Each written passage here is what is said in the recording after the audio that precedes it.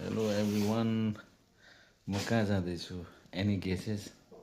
Guess गर्नुहोस् है तपाईँहरू, ल गेस गरेर मलाई भन्नुहोस्। ल गएको है गाइज, ल कस्तो पो गर्छु यस्तो होइन। अब चाहिँ हामी लाग्यो, अब यहाँ कालिम्पोङदेखि चाहिँ हामी रिम्बिक लोधोमा जाँदैछौँ। त्यो पनि तपाईँको मल्ली, जोरथाङ, बिजनबारी हुँदै है। बिचमा के कस्तो हुनेछ म तपाईँहरूलाई साझा गर्नेछु है। ल हामी चाहिँ जोरथाङको बाटो मल्ली क्रस भयौँ, जोरथाङको बाटोमा छौँ है। यहाँ पुगिसकेको छौँ, बाटो राम्रै छ जोरथाङको, दिन पनि दामी भइरहेछ। अब के कस्तो छ म तपाईँहरूलाई देखाउँदै जान्छु है। 18,000 पाउने काम पनि त्यस्तो हुँदैन, 4-5 घन्टाको मात्रै। जोरथाङ आउनुको मन्दिर राम्रो गरेको बलुवा। यो जग्गा चाहिँ दामी लाग्छ, अलिक टाढै टाढै हिँडै।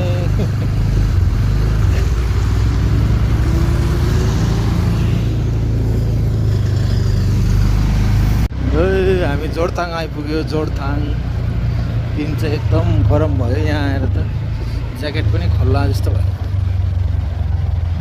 यहाँ अस्ति यो भिडियोहरू पानी पर्छ यो पुलको। जोरथाङको पुल यो चाहिँ उता पेलिङहरू जाने बाटोपट्टि, लेकसेपहरू जाने, सोरेङहरू पनि यही बाटो जान्छ। सोरेङ त यो बाटो। वेलकम टु सोरेङ डिस्ट्रिक्ट भनेर पनि लेखेको रहेछ यहाँ अगाडिपट्टि चाहिँ। जाँदैछौँ है हामी, जाँदैछौँ। लामो छ यताबाट पेलिङ, पिप्पले, लेसी, लेकसेप, मङ्गलबारे, खल्लुक, बर्मेक, देन्तक, यहाँबाट दार्जिलिङ यहीँबाट जाँदैछ। अब यो बाटो चाहिँ हामी दार्जिलिङ जाँदैछौँ। यहाँबाट चाहिँ हामी सिधै बिजनबारी पुग्छौँ है।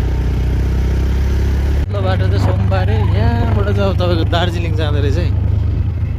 पक्कै यो बाटो चाहिँ अब दार्जिलिङ जोरथाङबाट अलिक अगाडि सोरेङ जाने बाटोबाट चाहिँ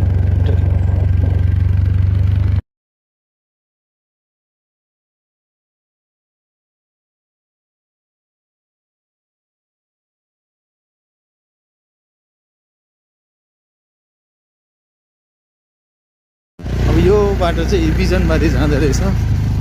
त्यताबाट चाहिँ दार्जिलिङ पुल चाहिँ दामी रहेछ है।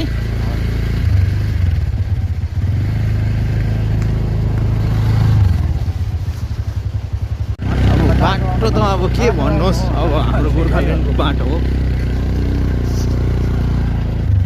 कति भ्यू पोइन्ट आइसकिसक्यो जोरथाङदेखि पनि माथि बिजनबारी।